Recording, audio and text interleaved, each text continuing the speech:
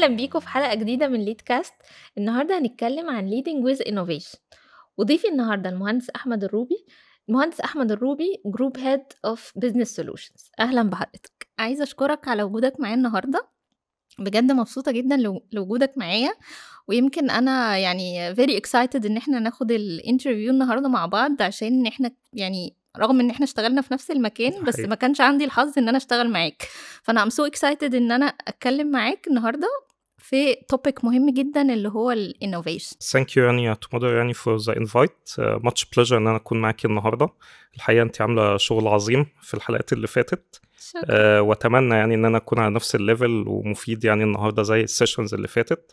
وديفينتلي التوبيك اتسلف الانوفيشن واحد من التوبكس المقربة إلى قلبي، يعني definitely يعني I would like إن أنا discuss فيه as much as I can معاكي. طبعا أنا اللي خسرت إن أنا ما اشتغلناش مع بعض closely، بس يعني إيه كفاية يعني سمعتك كانت في المكان كانت عاملة إزاي. thank you ليك.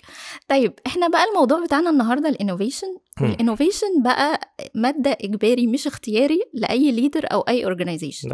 أي ليدر أو أي organization مش هيقدر يطلع بأفكار جديدة ويطلع out of the box ويقدر فعلا ينوفيت، هنلاقيه أكيد هيخرج من الماركت. مش هيقدر يسرفايف في الدنيا اللي بتتغير بسرعة وبتتطور بسرعة، والتكنولوجي اللي بتتحرك بسرعة.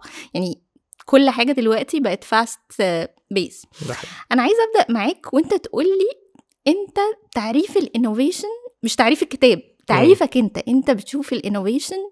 يعني التيم اللي انت بتقول لا التيم ده فعلا مبتكر وبيطلع افكار جديده، او الاورجانيزيشن اللي بيبقى عندها فكر جديد بابتكار جديد. عايزه اعرف تعريفك انت للانوفيشن. بص تومودر، الانوفيشن ككلمه هي كلمه كبيره جدا، very wide scope. ممكن من اول ان احنا بنتكلم في الديب تكنولوجي والحاجات اللي هي out of the box اللي احنا مش متخيلين ان دي ممكن تبقى موجوده في الحياه في يوم من الايام، لحد حاجات بسيطه احنا بندرس بيها مشاكل موجوده عندنا النهارده، او opportunity احنا مش شايفينها. فهي الكلمة نفسها وايد. طب ايه السيمبل ديفينيشن بالنسبة لي كأحمد يعني بعرفها ازاي؟ هي اي تشينج انت بتعمله علشان تكريت منه فاليو، سواء الفاليو دي لحاجة مشكلة عندك النهاردة في المكان او في البروسيس بتاعتك او في البرودكت، او حاجة انت بتكريتها من اللاشيء. طب تعالي نشوف مثلا examples عندنا في الحياة. ده طبعا في examples كبيرة بنشوفها في حياتنا، زي مثلا كودك. هم ما كانوش innovative، كانوا innovative في وقت من الأوقات لما طلعوا كاميراز، لكن الحقيقة كان في وقت من الأوقات هم ديسايدوا إن هم ما يمشوش مع الانوفيشن ويف بتاعة الديجيتاليزيشن. فكانت النتيجة إيه؟ إن هو خلاص إن في حد someone else will come and take over، لأن الدنيا مش هتقف، الانفايرمنت محتاجة تملي تبقى فيها innovation وحاجة جديدة. نوكيا، كل دي examples إحنا شايفينها. ومن ناحية تانية شايفين واحد زي إيلون ماسك how innovative هو، وشايفين النهاردة ازاي ترامب using him. هو عايز يغير اللي موجود، فكاب مين؟ أكتر واحد innovative في العالم إيلون ماسك، يجي يساعده ازاي نحل المشاكل اللي عندنا النهاردة في الميزانية وحاجات تانية. فهي الانوفيشن مش مربوطة باندستري itself خالص. صح. أنا مش مقتنع إن في اندستري مور innovative عن اندستري تانية. احنا النهارده شايفين السوبر ماركت اللي تحت بيوتنا ما بقتش موجوده، بالعكس بقى في الهايبر ماركتس. ليه؟ لان الهايبر ماركتس بقت انوفيتيف، ان هي قادره تديك البرودكت بسعر اقل، بكاستمر اكسبيرينس مختلفه، وكمان بقى في ديجيتال تولز. دي حاجات قد تكون سيمبل مش ديب تكنولوجي. وفي واحد تاني زي ايلون ماسك قرر ان هو يبعت صواريخ في العالم، وليه الصاروخ ده ما يجيش تاني؟ الانوفيشن از ا وايد سكوب، لكن في الاخر كل التعريف دي هي عبارة عن إيه؟ إن أنا إزاي أكريت فاليو لبرودكت أو تشينج أو نيو اوبورتيونيتي عندي في الحياة. طب أنا كنت يعني سألت كذا حد من اللي اشتغلوا معاك، وهم في الحقيقة قالوا إن أنت فعلا أكتر حاجة تالنتد فيها الانوفيشن، وإن أنت تقدر تفورم ا تيم. أوكي.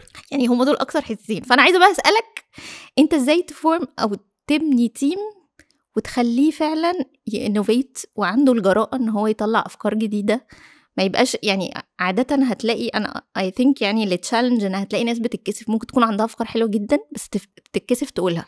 إن هي تخاف إن هي لو قالتها إن حد يعني يضحك عليهم، أو إن هي تتقابل إنها فكرة مش أحسن حاجة يعني. أو ناس ممكن تكون يعني اتعودت على بروسس معينه وماشيه فيها والبيزنس واخدها، فما بتجيش تقف وتقول ايه ده، هو احنا ايه اللي بنعمله نغيره ازاي. كنت عايزه اعرف منك انت ازاي يعني بتطبخ الطبخه دي. لا ثانك يو، يعني ثانك يو على الفيدباك طبعا.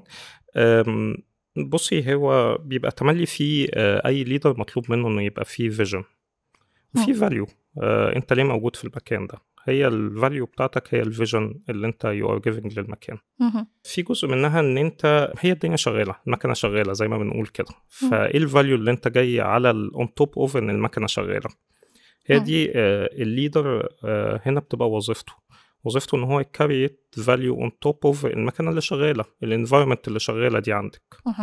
فالنهارده انت كاول حاجه محتاج تعملها الفيجن بتاعتك. انت النهارده واقف في بوينت A عايز تروح بوينت B at a certain point of time، فمحتاجين كلنا كتيم كده نتفق احنا ايه بوينت B اللي عايزين نوصل لها، ايه الفيجن بتاعتنا. فاول حاجه ان انت محتاجه تعرفي الاستراتيجي والفيجن بتاعتك. طب انت النهارده عرفنا، احنا اتفقنا احنا عايزين نوصل لايه امتى. دي من اهم الاشياء ومن اهم الحاجات ان هي ما تبقاش اب داون، تبقى collaborative work. يعني نقعد كده مع بعض، نقعد نفكر، نعمل بقى SWOT analysis، نعمل brainstorming، نعمل بقى whatever techniques احنا شايفينها، نطلع بيها بأفكار. و there is no bad idea، بس عشان نبقى واضحين، مفيش حاجة اسمها ان idea ما تبقى وحشة، لا، ممكن تبقى في idea more valuable at this point of time و aligned مع الاستراتيجي عن idea تانية. فمحتاجين prioritize دي over دي، ونبقى برضو كلنا متفقين ان احنا ده التكنيك اللي احنا we are using. فانت بتبقي جزء من تحقيق الفيجن بتاعتك. تاني حاجة، انت النهاردة شغالة على process او product او whatever اللي انت بتعمليه في المكان، في assumptions you are making. النهاردة الassumptions دي خلتك تبني البروسس بالمنظر ده. طب النهاردة هل الاسامبشنز دي still valid، وهل هتبقى valid عشان نوصل لبوينت بي؟ يعني النهاردة انت مثلا you are using a certain process علشان عندك customer segment معين، او عندك certain competition في الماركت، او عندك stakeholder management بطريقة معينة حواليكي. هل ده valid؟ ما الحاجات دي موجودة بقالها فترة، فهل ده still valid، الانبوتس دي valid ولا لا؟ لان لو ما بقتش valid يبقى احنا محتاجين نغير فيها ونتشالنج الحاجات دي كلها. طب بعد ده كله انت عارفه الفيجن وعارفه الاسامبشنز بتاعتك، وقدرتي تدرسي ان الاسامبشنز دي ستيل فاليد ولا لا. بعديها بيجي جزء بقى الافكار ان انت تطلعيها، وازاي تبني التولز بتاعتك ان انت تجمعي الافكار دي وتعملي لها مش prioritization بمعنى prioritization as much as ان انت تميجر الفاليو بتاعتها. ما دي الحته بقى اللي انا كنت عايز اسالك عليها. انت لما بتشوف فكره جديده ازاي بتقدر تحكم ان زي ما انت بتقول ممكن تكون فكرة هي هتبقى توصلنا للهدف اسرع من فكرة تانية؟ دي بقى ممكن بتعملها ازاي؟ وهل بتعملها لوحدك ولا برضو بتشارك مع التيم هم اللي بتخليهم هم اللي ياخدوا الديسيجن معاك؟ لا، هي اي innovative environment لازم تبقى collaborative. ممكن يبقى في وقت من الاوقات محتاجين دايركشن، بس هي في الاخر لازم تبقى collaborative environment في الاول وفي الاخر. تاني، مفيش افكار سيئة، والانوفيشن في حد ذاته is a king. يعني هو ده اللي بيجيب الفاليو للمكان والفلوس والابريشيشن وكل حاجه للمكان. فالنهارده انت محتاجه اولا الفيجن اللي احنا اتكلمنا عليها دي ما تبقاش فيج، تبقى برود، ما نقيدش الناس في الافكار، بس ما تبقاش برضه فيج. بمعنى ايه؟ بمعنى النهارده لو انا جيت حطيت مثلا ايديا ان انا عايز احسن، او فيجن ان انا عايز احسن البروفيت بتاعي، ماشي، كلنا عايزين نحسن البروفيت بتاعنا، اتس فيج. يعني هنبقى كلنا ماشيين بقى في دايركشنز مختلفه. لكن لو جينا قلنا ان انا عايز احسن الماركت شير بتاع برودكت اكس باي 20%، فهتبقى حاجه يعني ملموسه اكتر يعني. فكده احنا عرفنا ان احنا we are targeting a certain product وحاطين minimum number to achieve.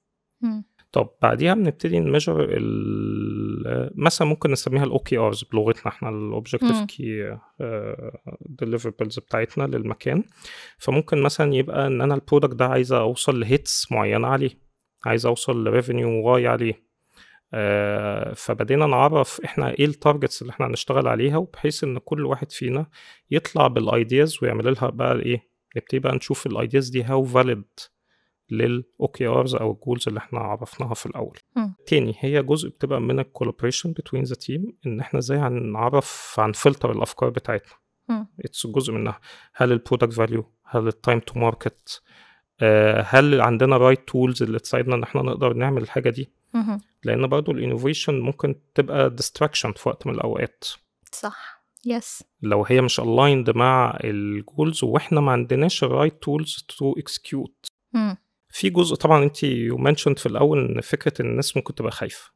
طب احنا ادرسنا النقطه دي والناس طلعت بالافكار، ممكن تبقى كايوس لو احنا مش قادرين نرتب الافكار دي مع بعض، قادرين نبيلد اب عليها، قادرين نحطها نشوف ايه يجي قبل ايه ونحط لها the right tools to execute. لان خدي بالك انت لو if you don't put the right tools to execute at a certain point او الليدر ده مش قادر يكسكيوت. انت قصدك ايه بالتولز؟ التولز دي ممكن تبقى حاجات كتير، resources on the ground، ممكن تبقى محتاجة digital tools، محتاجة تبقى infrastructure، محتاجة support من ال leadership team او كل من حاجة financial support، كل حاجة. يعني كل دي تولز ان انت تطلعي بالانوفيتيف ايديا من كونسبت لان هو يتحقق، يبقى في حاجه اون ذا جراوند. فبعد شويه لو ده ما حصلش هيحصل البيبل ايه disappointment، ومش هيبتدوا يشتغلوا تاني، مش هيبقوا excited about it. فتملي هي حته الاكسكيوشن كمان هنا بتبقى مهمه جدا عند الليدر، ازاي يقدر يعرف الايدياز دي والابيلتي تو اكسكيوت. دي واحده برضه من الحاجات اللي بتفلتر الايدياز جدا بتاعت الانوفيشن. طب كنت عايز اسالك على حاجه، حته بقى ان انت تبالانس ما بين ان البيزنس يعني ستيبل مكمل، وان احنا في نفس الوقت بنجرب حاجات جديده ممكن تنجح وممكن تفشل.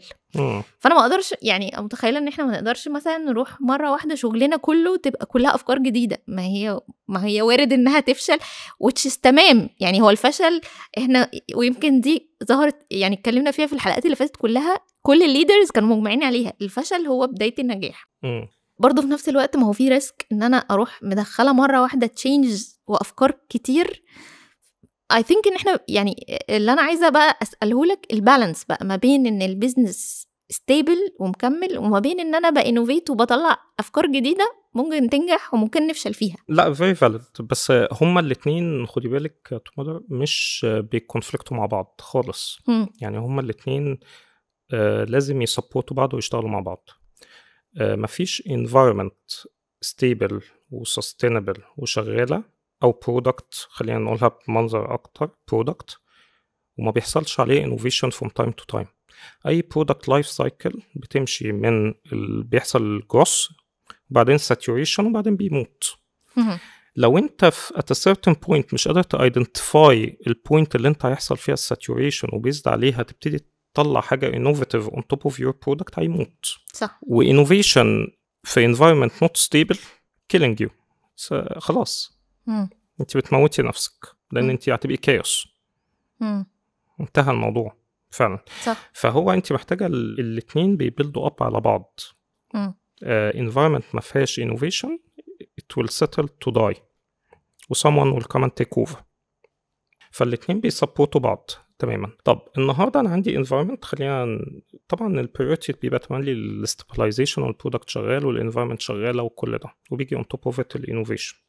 فانا النهارده لو عندي environment هي stable، طب النهارده انا عندي opportunity ان انا innovate، ان انا اغير. ما احنا عرفنا الانوفيشن هو ايه؟ change. لا لازم تبرسيف ال change as an opportunity. it's an opportunity ان انت increase the customer segment بتاعك، ان انت improve the product، ان انت get better environment للemployees whatever. ولازم يبقى فيه value creating from the change itself. فدي اول حاجه how you perceive the innovation او ال change نفسه. تاني حاجه، طب انت stable environment you have to build on your strength point. it's a benefit. yes. ايه النهارده السترينث بتاعك؟ لازم تفكر فيه، وده مش سهل. تملي الناس بتبقى easy to spot الويكنس بوينتس، لكن انا السترينث بتاعي ايه؟ قصدك ده اللي ابتدي ابيلد عليه بقى، بيلد اب على الحاجه اللي انا اوريدي ناجح فيها. بالظبط. ما تجيش على الويكنس بوينت بتاعتك وتقول لي انا هبتدي ابيلد اب عليها. لا، شوف السترينث بوينت بتاعتك وبيلد اب عليها. ودي قد تكون صعبه جدا لان الناس بتاندر استيميت انا جامد في ده. طب انت فاليديت ده؟ انت فعلا شايف ان ده فاليد اللي انت قلته؟ هل انت فعلا جامد في ده؟ البرودكت بتاعك او البروسيس بتاعتك او الانفايرمنت بتاعتك كويسه في ده؟ فانت لازم تفاليديت اللي انت شايفه ده. خدي بالك ان انت قد يكون your idea will kill you at some point لو انت if you don't validate it. اوكي. فانت ما تبقاش برضو عبد للايديا. انت عملت ماشي في سكه باسامبشنز، فلازم تفاليديت ده قبل ما انت تاخد الستيب اللي بعديها. بالظبط. طب احنا النهارده عندنا التشينج وعرفنا السترينث بوينت وكده. تاني انت مش هتقدر تدرايف كل حاجه بنفسك. صح. اكيد عندك ويكنس بوينت. انت فاينانشالي مش قوي، ماركتنج وايز مش قوي، انت كويس تكنولوجي بس مش كويس في ده. عندك حاجه لازم هتبقى فيها اقل قوه من الحاجه التانية. طب انت هتكولابريت ازاي مع اللي حواليك؟ ازاي تقدر تكولابريت علشان تبيلد اب بقى الايديا دي؟ لازم بقى تشوف ازاي ان انت هتشتغل على الايديا دي مع اللي حواليك. انت قصدك حواليك جوه اورجانيزيشن معينه ولا بره كمان مع ديفرنت بقى اورجانيزيشن؟ يعني لا انا مش هحددها جوه او بره، it's up to you. بس تملي اكتر واحد I believe في الايديا بتاعتك هو اللي جوه الانفايرمنت بتاعتك. فانا لو انت بتساليني انا كاحمد، لا هقول لك طبعا definitely I will look first internal جوه الانفايرمنت. لو لقيت ان ده مش بيديني اللي انا عايزه definitely I will look into outside of the environment. لان خلاص انا أؤمنت بالفكره وان هي there is a value coming out، فانا لازم ابقى the first supportive ليها. انت عارف الفكره بتاعتك فكرتني بحاجه كانت عجبتني قوي، مش فاكره بقى شفت فيديو قريت حاجه بس كان بيقول ان احنا ليه دايما مركزين على الويكنسز بتاعتنا احنا بقى كاشخاص مش كاورجانيزيشن. طب ما تركز على السترينث بتاعتك وتقويها، وده هيعليك ما تركزش بقى دي خلاص دي تمام ارضى بيها. عندك بليفر كده فعلا يعني بقى ايه تمانوفر كده الحتة اللي انت ضعيف فيها، لكن ركز على الحتة اللي انت قوي فيها. انا ساعتها الكود دي كانت عجبتني جدا. فانت عملت ريفليكشن ليه على الاورجانيزيشن برضه؟ جدا. وده اي حاجه في الحياه، انت كلنا عندنا سترينث بوينت ويكنس بوينت، سواء في برودكت، في حياتك، في شغلك، في كل حاجه. الويكنس تملي طبعا بنبص عليها وبنشتغل عليها، و I will never tell you ان انت to ignore it، بس في الاخر هي ويكنس. يعني هتقدري تنورماليز ات للي حواليك، لكن مش هتبقى سترينث بوينت، مش هتترن اوفر تبقى سترينث بوينت، او هتاخد منك يعني هتنفست فيها كتير قوي على كتير قوي في الاخر هتطلع كده. مش بقولك تاني you shouldn't be، لا هو لازم تنفست فيها، بس ما تقدريش تاخدي 80% من وقتك علشان او الانفستمنت بتاعي في الويكنس. لا العكس، يوز السترينث بتاعك في ان انت تبيلد اب حاجه جديده وتنوفيت وتطلع بنيو ايدياز وكل الكلام ده. والويكنس بتاعك حاول تقلله، ايزر ان انت بتديفلوب وبتلرن جوه، او ان انت بتيوز اللي حواليك يساعدوك في ده. طب كنت عايز اسالك على حاجه تانية بقى. ساعات ممكن تكون افكار عظيمه بس زي ما انت قلت هي هتاخد وقت ان هي تشوف النور، يعني تو امبلمنت هتاخد وقت طويل. فانت ازاي بتموتيفيت التيم ان هو يصبر؟ اصل ساعات ايه especially في المجال بتاعنا التكنولوجي والديفلوبمنت والحاجه، الناس اللي بتديفلوب لو ما شافتش الحاجه بتاعتها ما شافتش النور وبيجي لهم احباط. فانت بتقعد يعني عارف تزق فيهم علشان لا كملوا هتنجحوا. فاكر حاجه زي كده، موقف زي ده مع التيم بتاعنا؟ طبعا سولافي، يعني دي اسلوب الحياه يعني بقينا كلنا ان احنا بنجت تو اكسايتد بسرعه جدا. يعني كلنا بنجت تو اكسايتد، والحقيقه الانوفيشن من التوبكس الناس كلها بتجت اكسايتد اباوت ات. وزي ما انتي قلتي بالظبط، لو الموضوع اخد وقت طويل البيبل خلاص بيبقى less believer في الايديا و less believer في المكان وفي الليدر وفي كل حاجه. فاول حاجه زي ما بدينا الدسكشن، هو الاول احنا هنا ايه الفيجن بتاعتنا وايه الايديا وان احنا بنبليف فيها وكل ده. وتاني it's a strength ان البيبل are excited و believing فيها وكده، فخلينا نبني على ده. تاني حاجة انت محتاجة تعمليها ان انت في جزء تملي جوه اي organization هم السينيور ستيك هولدرز بتوعك او الستيك هولدرز اللي جوه الحتة دي، لازم برضو يبقوا فاهمين ايه الابديتس وايه اللي بيحصل والنكست ستيب بتاعتنا وكده، عشان هم قادرين ان هم مور integrated في الاورجانيزيشن وقادرين يباسوا on the information to the people on the ground. اهم حاجة في الدسكشن دي بقى الحتة اللي جاية، اللي هي ما ينفعش تروح لي بانوفيتيف ايديا it's so big ان اول اوتبوت مثلا هيطلع بعد سنه، بعد 2، بعد 3. لا يعني break it down as much as you can لحاجات tangible صغيره، فالناس تبقى شايفه انا ايه ده كل شهرين، ايه ده في benefit coming out. اللي هي الاجيلتي او البيزنس اجيلتي مايند سيت. فالناس تبقى شايفه ان انا بطلع اوتبوت كل شهرين، ايه ده فعلا ده عمل فرق، ده improved البرودكت، ده improved الكاستمر اكسبيرينس، ده يقدر يحسن الريفينيو بتاعتنا. وكل ده ريليتد بقى لايه، للجولز اللي احنا قلنا عليها في الاول بتاعت والاوبجكتيفز والحاجات دي كلها. فالكي هنا كل ده في الاخر انت بتكومينيكيتي، بس في الاخر لازم الناس تشوف الاوتبوت ده صغنن وتقدري بقى تكومينيكيتي بقى on top of it. الناس لازم تفضل updated باللي بيحصل ده. فده المين. ولازم طبعا نسليبريت السكسس، يعني لو الناس حاطه effort وكده لازم نسليبريت.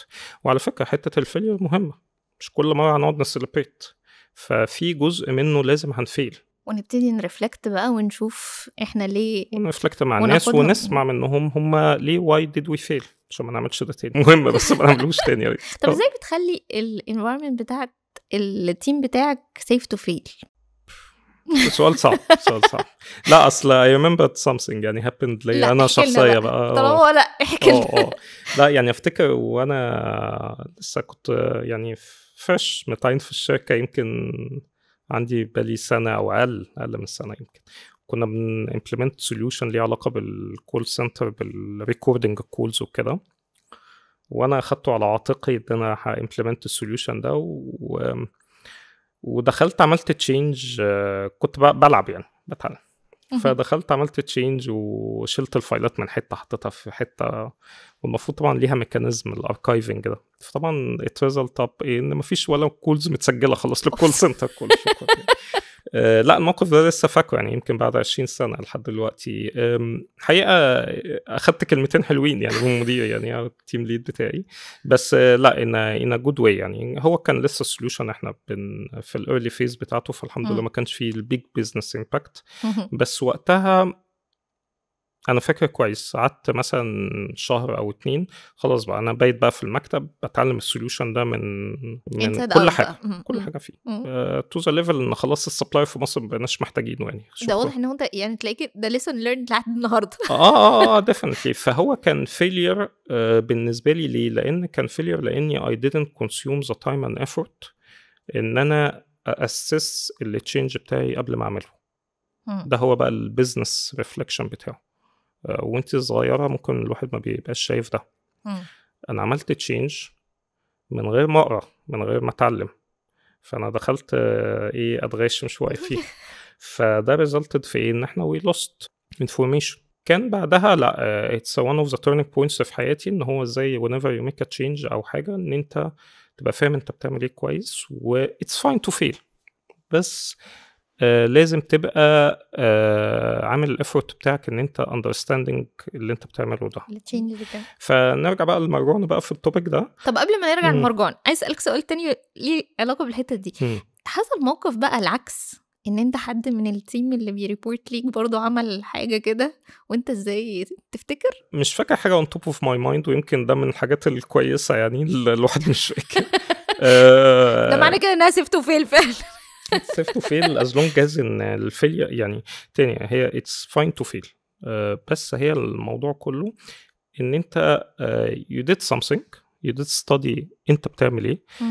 ما تروحش برضو تبقى الامباكت ليميتد. يعني لو احنا جينا تاني لحته ان احنا الانوفيتيف ايديا عايزين نبريك داون انتو سمولر بيسز، فلما حتى هتفيل you will fail in a small piece. It's fine. وقادر تتولريت وقادر تإتريت وقادر تimprove yourself. فقادر الفيلير ما يبقاش long cycle، لا هو cycle صغيرة وترفلكت on it. لكن تاني هو احنا كلنا بنفيل، عشان كده انا مش متذكر حاجة كبيرة قوي وديت فيل فيها. لكن كل يوم بنفيل يعني فعلا يعني ممكن افتكر في الاسبوع ده definitely we failed في حاجات، لكن it's fine يعني. هي خلاص هي بارت اصلا من الديلي روتين بتاعنا. اتس بارت من الحياه. كنا عايزين نعمل حاجه بطريقه معينه في بروسيس اديت فيل، بس احنا لا وي امبروفد فعملناها بطريقه معينه. كنا عايزين امبلمنت اي في يوز كيس معينه ات فيلد علشان فيها برايفسي داتا مش عارف ايه. كل ده اتس فاين، بس في يوز كيسز تانية ات واز سكسس. ليه؟ لان احنا خدنا وير وي فيلد، بدينا نميك شور ان هو بقى ما يحصلش تاني وتالت. فمع يعني الحمد لله في حاجات بزنس وايز ممكن نكون فيلد فيها، ان احنا كوميرشالي مثلا we didn't target achieve التارجتس بتاعتنا، بس لا طلعنا من اليوز كيس دي بان الاوبريتنج موديل شكله ازاي. لا احنا محتاجين نمبروف اور سيلز بيبل في حتت معينه، في سكيلز ما كانتش موجوده، فابتدينا نكتشف ده. فتاني it's a measurable failure، ما فيهوش مشكله، بس تاني ما تعملش big step وانت you didn't study وبعدين يبقى ليها big impact وبعدين تقول سوري. لا، هو ده مش التارجت. هو التارجت ازاي ان انت تعمل تشينج صغير قادر تتعلم منه، بالظبط، قادر تأسس التشينج ده وبيزد عليه ان انت برضه تحط يور سيناريوز، فلو وقعت قادر تإتريت على طول منه. طب فكر حاجة يعني فكرة بسيطة جدا وعملت هاي امباكت. عندنا وتملي اتس جود اكزامبل في شغلانتي الحالية.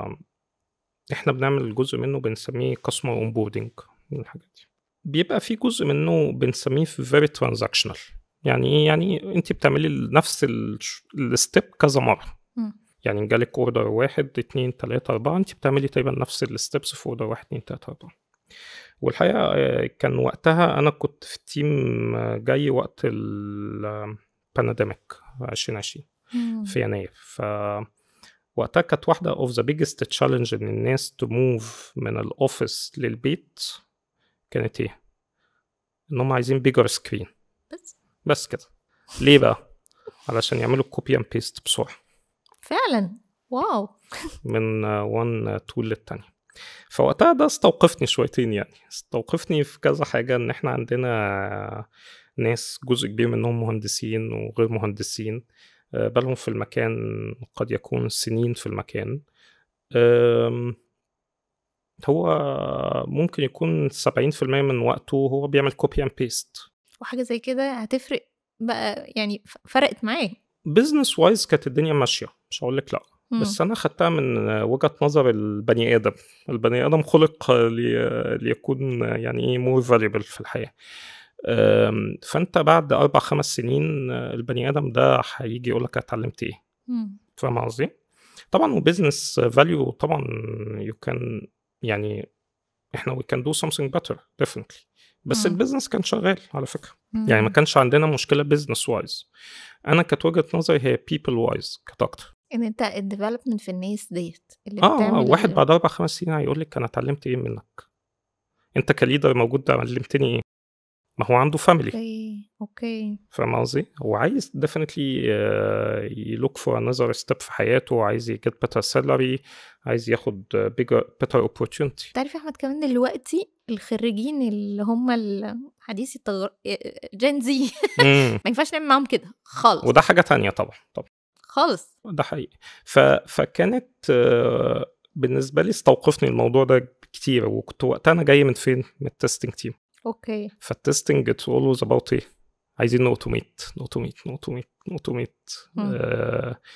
فليه انا كنت جاي من التستنج اللي هو كله اوتوميشن، وهنا احنا بنعمل حاجات مانيوال. على فكره هو التستنج تيم ده بيعمل ايه؟ بيعمل تيستنج للبلاتفورمز اللي انتوا بتستخدموها يا جماعه.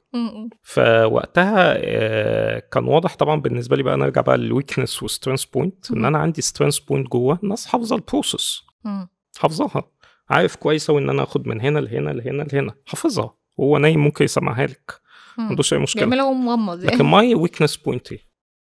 ما عنديش حد يقدر يديجيتالايز لي السايكل دي. فرحت التيم مين؟ التستنج، وجبنا التيم بتاعي اللي هو عارف البروسيس، وخدنا بروسيس مانجبل صغنونه، وقلنا تعالوا نجرب اوتوميتها.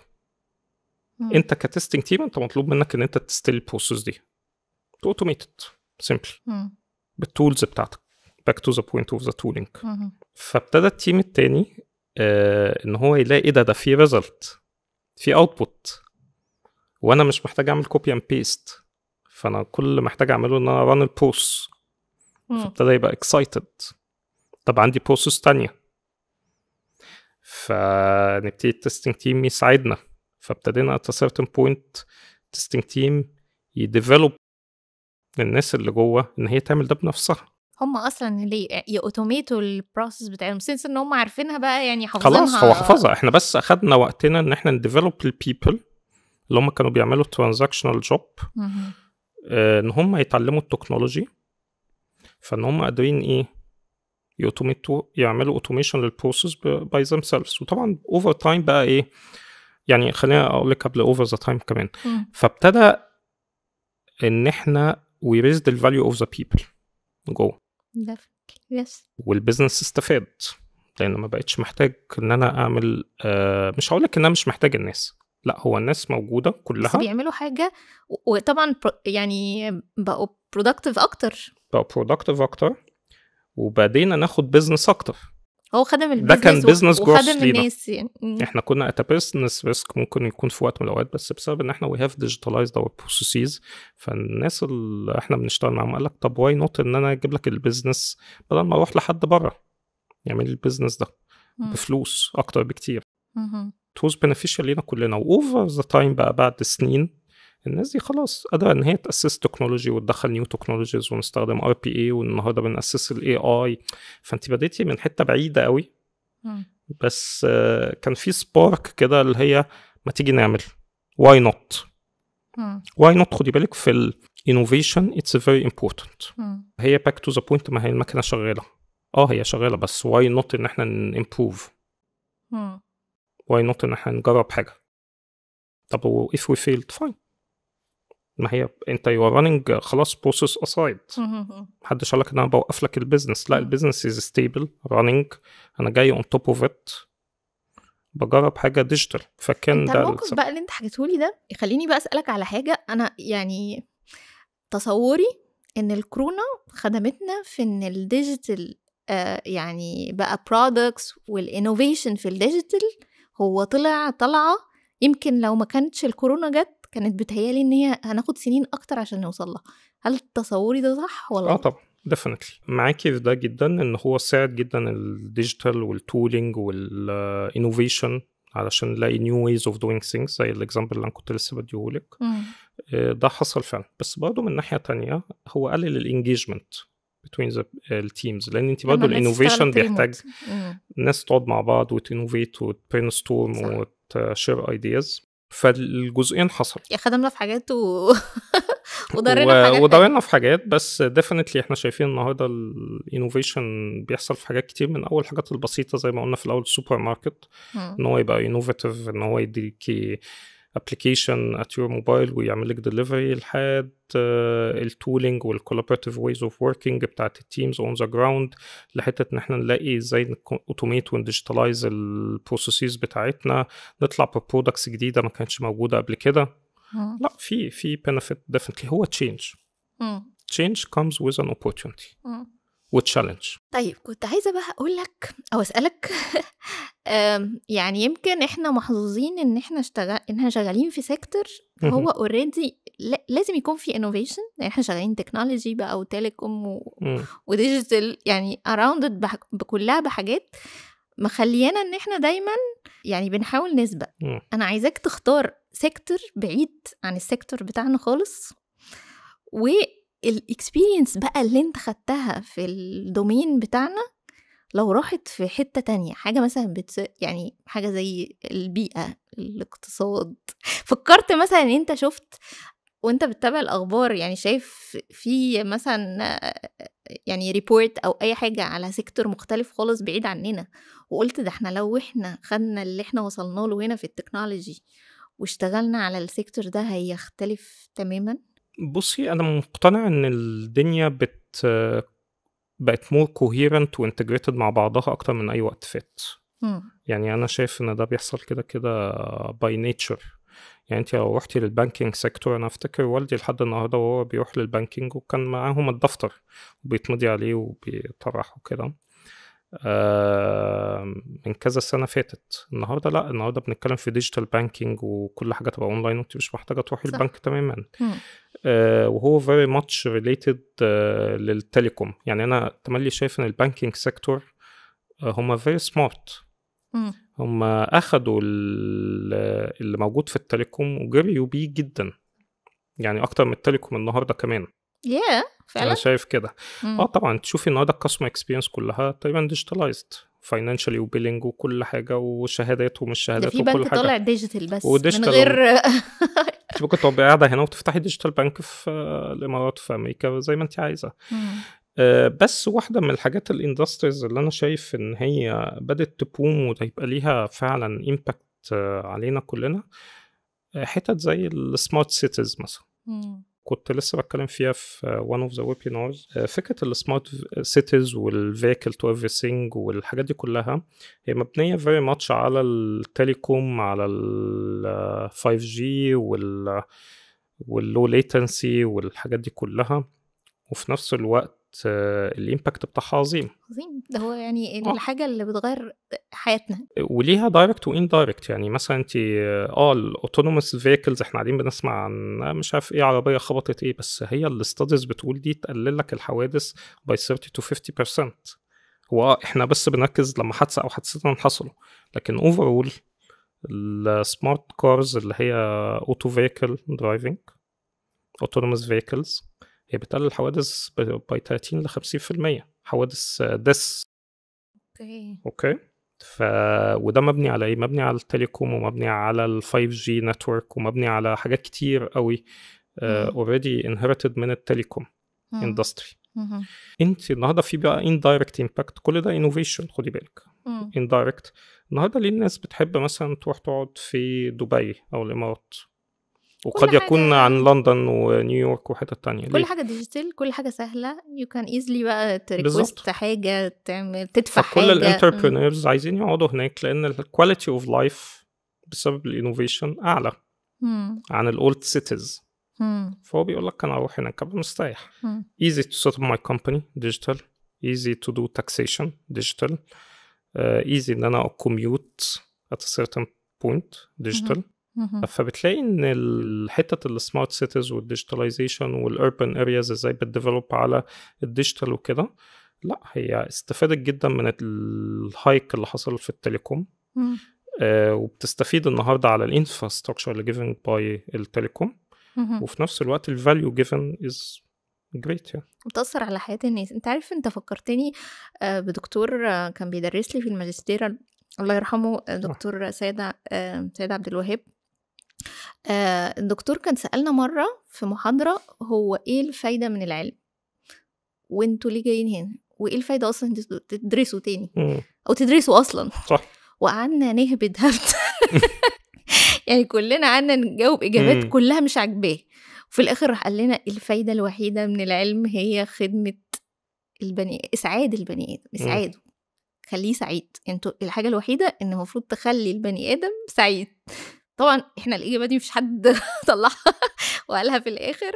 لا اجري، هي طبعا كل واحد بيبص للموضوع من different perspective، بس هو value، وفعلا value عظيمه ان انت بتستخدمي العلم لارضاء الحياه يعني. فده حقيقه يعني. طيب انت من وجهه نظرك بقى شايف ايه اكتر التشالنجز اللي ممكن تقابل الليدرز ان هم يقدروا هم نفسهم يبقوا بيفكروا out of the box او بيطلعوا ideas مختلفة ويساعدوا التيم بتاعهم ان هو يقدر يعمل ايه؟ اكتر challenges ممكن يقابلوها علشان يقدروا يحققوا ده؟ شايفه بقى كله قلنا بقى اللي فات ده عكسه بقى ان شاء الله. بصي، ممكن تبقى كذا حاجه في بعض. اولا ان هو الليدر يبقى lacking الفيجن. ما عنديش فيجن simply، انا مبسوط باللي عندي ده النهارده، ليه غايه، فانا ما عنديش فيجن، انا عايز اوصل ل A point B. يعني I'm happy with point A بس مش حابب ان انا move ل point B، او انا ما عنديش vision ل point B. انا حابب ان انا افضل where I am today. وده زي الاكزامبل اللي قلناه في الاول، نوكيا وكوداك وكده، هم كانوا very much empowered في point A بس ما كانش عندهم الفيجن هم يموف ل point B. الثقه برضو زياده، بحس الناس دي بيبقى عندها ثقه زياده ان هو عارف لما يقول لك خطه ل5 سنين قدام، انا بحس يا جماعه 5 سنين قدام ايه؟ 5 سنين بس مطلوب. احنا بنتريق عليها بس هي فعلا بتبقى مطلوبه، بس تبقى تقدر وانت ماشي تقدر تغيرها يعني. ما دي ان هي حاجه ان هي ان انت تبقي قادره تكسكيوتي البلان دي اللي احنا كنا بنتكلم فيها الاولاني. فانا فيجن without execution ولا حاجه. كلام على الورق زي ما انت قلتي بالظبط. فالتاني حاجه ان الليدر ده او الليدرز اللي موجودين في المكان قادر ان هو يكسكيوت البلان دي او الفيجن itself. otherwise هي كلام حب على ورق. It's not value. انت ما كريتيش value. تالت حاجه السايلو، زي ما قلنا انت مش هتقدر تعمل كل حاجه بدماغك. لا انت محتاج تكولابريت مع اللي حواليك وتشتغل معاهم وتجت ذا سبورت من اللي حواليك. فدول الحاجات اللي انا شايفها اللي هي ممكن اي ليدر يبقى ميسنج ومش هتساعده ان هو يبقى انوفاتيف تماما. احنا كنا برضو يعني كنا بنتكلم في حلقة تانية وكنا بنتكلم على ان الستراكتشر التيم ستراكتشر هو ده من الحاجات اللي بتأثر على كل حاجة. احنا ساعتها كنا انا مش فاكرة كانت انهي حلقة كنا بنتكلم على ان هي زي ما انت قلت فعلا هي بتخلي ان كل إدارة أو يعني department جوه الأورجانيزيشن مستقلة بذاتها، هي ماشية في خطاها لوحدها. هو ما بيبقاش معظمهم خصوصا الأورجانيزيشن دي بشوفها في الأورجانيزيشن الكبيرة ما بيبقاش فيه البيج بيكتشر. يعني هو مش شايف مين بيعمل ايه. يعني انت كنت عارف همزة الوصل في المثال اللي انت حكيتهولي ان انت كان تيم بيشتغل بحاجة، انت جبت تيم ممكن يكون هو مش عارف هو بيعمل ايه، قلت له ده ممكن يساعدك في دي. فانا بحس في اورجانيزيشن كتيره كل ما حجم الاورجانيزيشن بيكبر كل ما بشوف السايلوز دي اكتر. ده حقيقي. وافتكرت حاجه وانتي بتكلميني في الموضوع ده، كانت ماده عندي في الماجستير اسمها organization behavior. الحقيقه انا كنت مستخف بهذه الماده في الاول يعني مش هكون صريح معاكي وانا بدرس الماجستير يعني. بس اكتشفت ان دي من اهم المواد وانا بعمل الماسترز بتاعتي في الانفورميشن تكنولوجي مانجمنت. وكانت بتتكلم ان ازاي ان انت تقدري الاورجانيزيشن ريجاردلس هي حجمها كبير او صغير لان كل واحده فيهم ليها تشالنجز مختلف، ازاي تقدري تميك شور ان انت انتجريتد الاورجانيزيشن كلها مع بعض. فابتدى تلاقي ان في اورجانيزيشنز مثلا زي جوجل واي ثينك امازون تو سيرتن اكستنت يعني بيعتمدوا على ان هم يمينيمايزوا اللايرز اوف ذا اورجانيزيشن لما بيجوا يبنوها، علشان اللي انت بتقوليه ده، لان هو حابب ان الاورجانيزيشن يبقى الليفل اوف كوميونيكيشن ما يحصلوش كاسكيدنج كذا مره او الفيجن بتاعتي او الاستراتيجي، لان هيحصل فيها ادجستمنتس كل ما هتنزل تحت لحد ما تلاقيها تعمل حاجه ثانيه. بالظبط مش موجود. احنا بنعمل حاجه ثانيه خالص. فازاي توصلي تو ذا رايت بالانس ان انت يبقى عندك اورجانيزيشن هي فيها برود فقدر ان انت تكوميونيكيتي وتنتراكتي مع maximum number of organization units at the same time وفي نفس الوقت يبقى فيه the right span of control. فانت النهارده لو انا عندي innovative idea وعايز اطلعها فوق او عايز اسس الايديا دي ما تعديش ب3-4 levels عشان توصل للليدر فتموت. صح. ويسيب على ده حاجات كتير قوي داون اب او اب داون. فازاي تمينيمايز الليفلز اوف ذا اورجانيزيشن ويبقى عندك ذا رايت ليفل اوف اورجانيزيشن بيهيفير، وده ساينس اون اتس اون. ان ازاي الاورجانيزيشن دي تبقى شغاله مع بعض ما تبقاش ايزوليتد من بعض. وديفنتلي بتبان الحته دي قوي في الاورجانيزيشنز الكبيره. بس برضه الاورجانيزيشن الكبيره بيبقى عنده السترينث بوينت بتاعته في ايه؟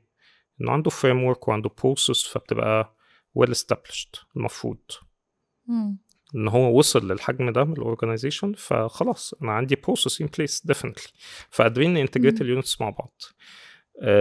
فبنقف هنا بقى عند الاستراكشنج اتسلف. بتبقى بقى في اليونتس الصغيره بتبقى اكتر ايه ان الناس عايزه تجري كل واحد لوحده.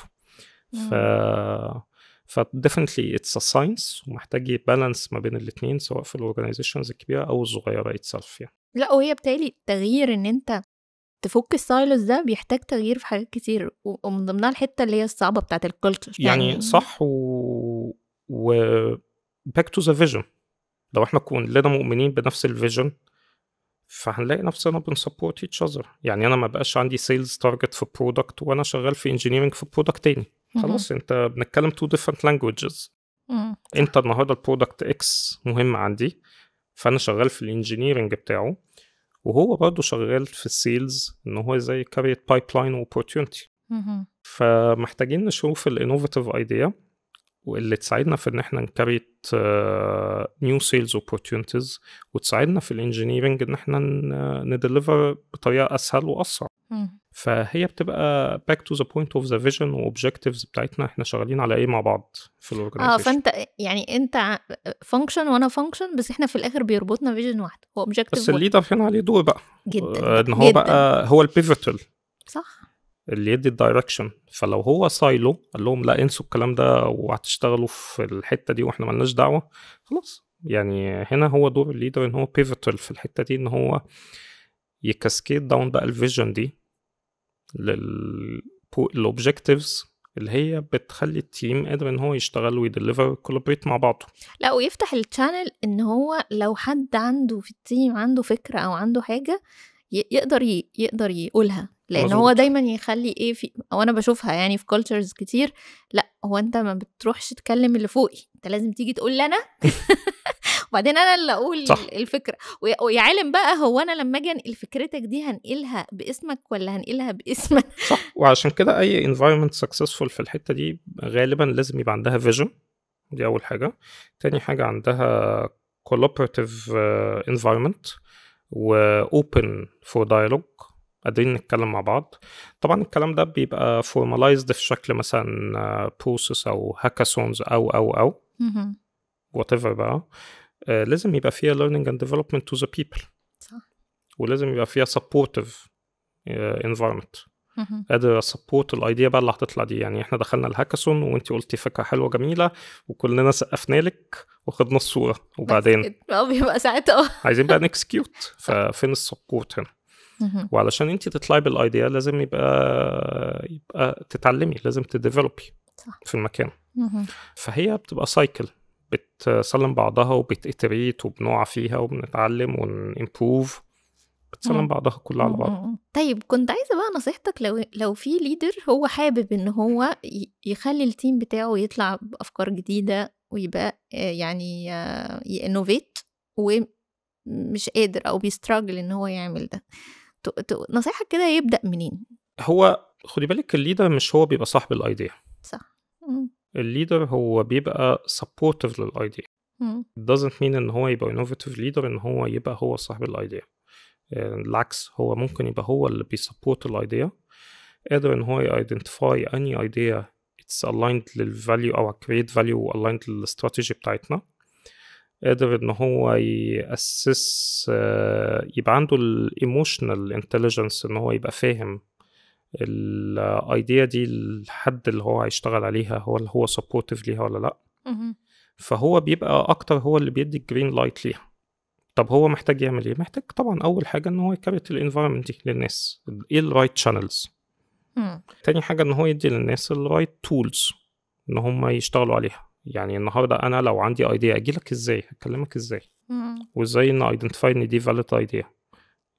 ما خدي بالك يعني ساعات كتير بتبقى الناس عندها ايديا but not related to the business، يبقى دي not the right forum ليها. صح. في المكان هنا. فانت محتاجه تكريتي التولز، ومحتاجه ايدنتيفاي الفريم وركس، ومحتاجه ايدنتيفاي الفيجن، محتاجه تعرفي الناس اللي تقدر تموتيفيت البيجر وايدر جروب اوف ذا بيبل ان اورجانيزيشن. وات ا سيرتن بوينت محتاجين نجمع الوايدر اورجانيزيشن مع بعض ونشير اور سكسس، لان ده هيبقى كاتاليست. انوفيشن هو كاتاليست للاورجانيزيشن، هي تكيب بيرفورمينج. صح. فدي الحاجات اللي هي محتاجها الليدر ان هو يشتغل عليها. انت عارف، انت فكرتني ان انا كنت شغاله مره مع تيم، بس هم كانوا ألمان، فهم منظمين للغايه. فهم كانوا بيعملوا ورك شوب كل 3 شهور، هي دي اللي بنجمع فيها كل الافكار وبنقعد ندسكس، وبس مش كل الناس بتحضر، هو كل مره بتبقى روتيتد.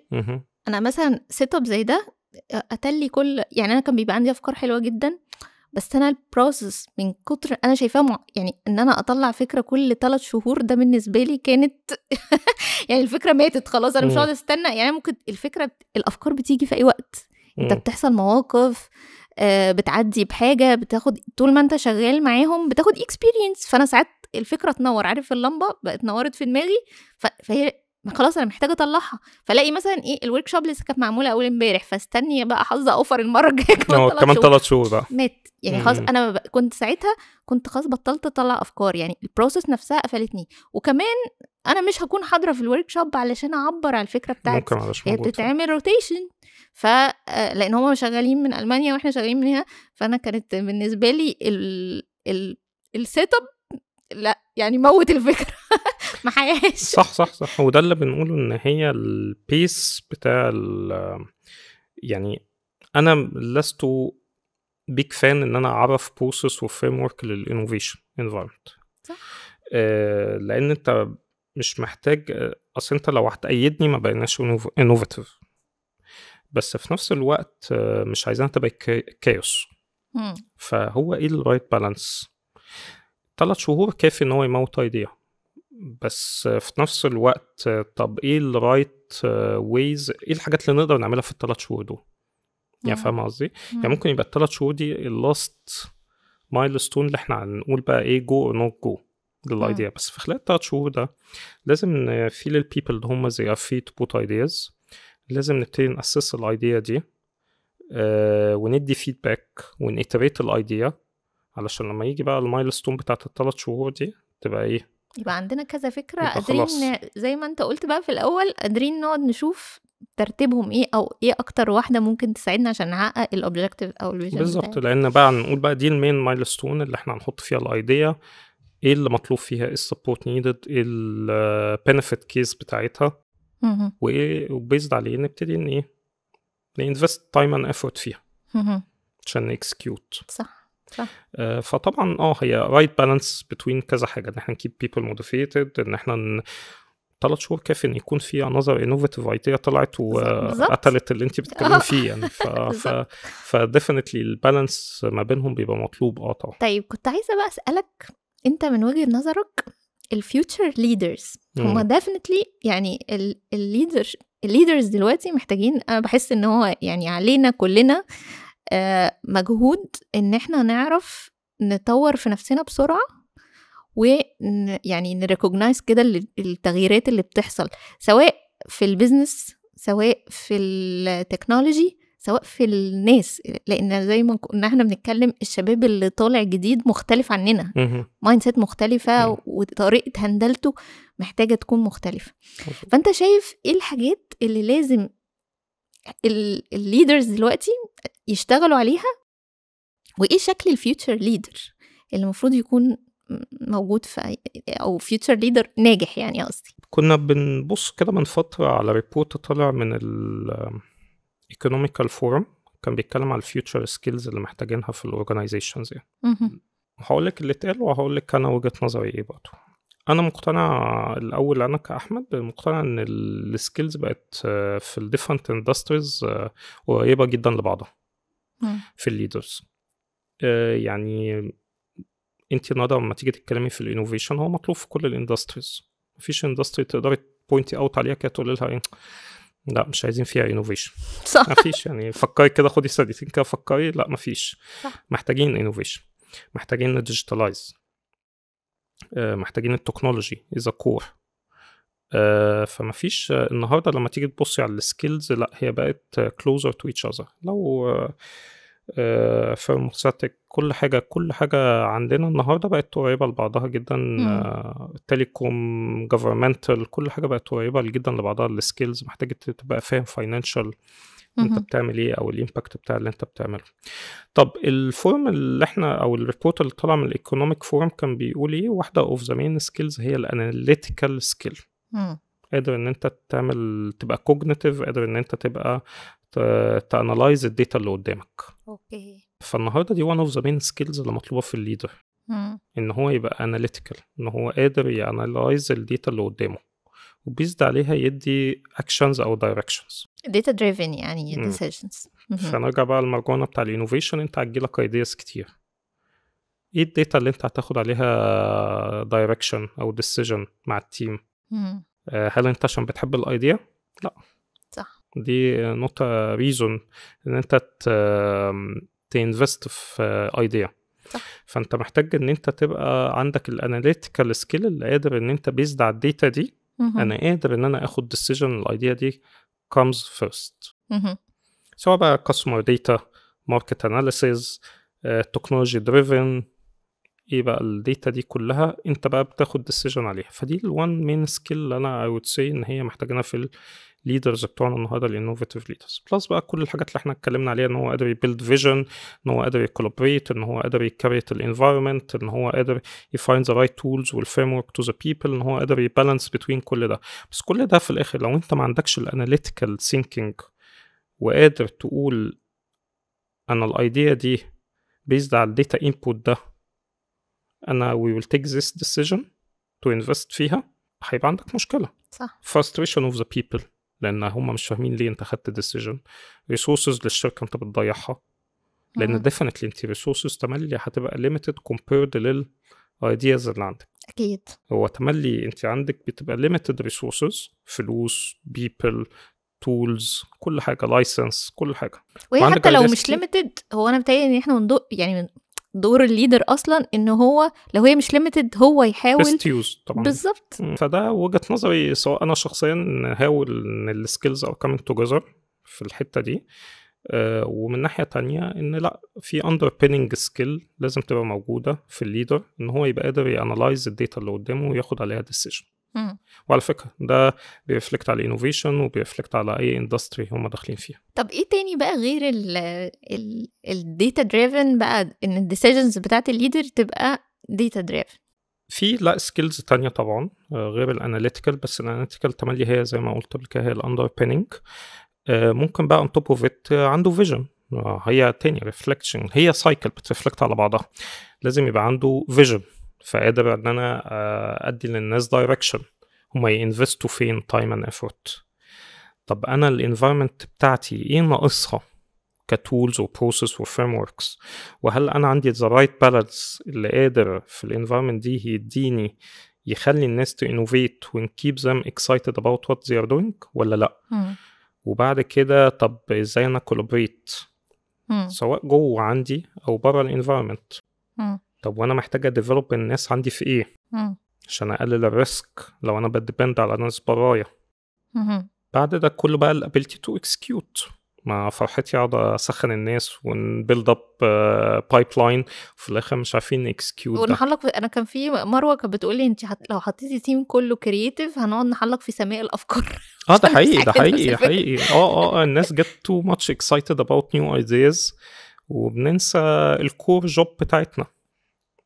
فالتاني الانوفيشن هو حاجة كويسة، بس it comes on success that you have already. ما بيجيش ان هو انا I'm failing doing my job فانا بقى ايه I need to be innovative. لا طبعا you need to be innovative لان انت if you failed you need to do something in a different way. بس تاني هو ليه علاقة بالكور جوب itself. بلاش نحلق في السماء كلنا مع بعض لان محتاجين ناس on the ground يعني نتنفذ بقى اللي احنا اللي في السماء. فذا رايت بالانس تملي مهم، وده مهمة الليدر ان هو يبالانس امتى انا محتاج انفست اكتر في حاجات on the ground stabilize the environment deliver core job اللي انا عندي، وقصاده ببالانسه كإنوفيشن. بجد انا يعني بشكرك جدا. يعني احنا لو برضو يعني في حلقات كده لو قعدنا نتكلم من هنا لبكره يعني مش هنخلص كلام. ان شاء الله نعمل بقى اجزاء اخرى ان شاء الله. بس بجد انبسطت جدا لوجودك معايا النهارده وبشكرك لوجودك. لا ثانك يو ليك انت تو مدر، يعني I much enjoyed the discussion وبتكون beneficial ليكي وللأودينس ان شاء الله. جدا ولا يعني كانت خفيفه وظريفه يعني الحمد لله، وكل سنه وانتم طيبين. وانت طيب. ميرسي ليك. ميرسي.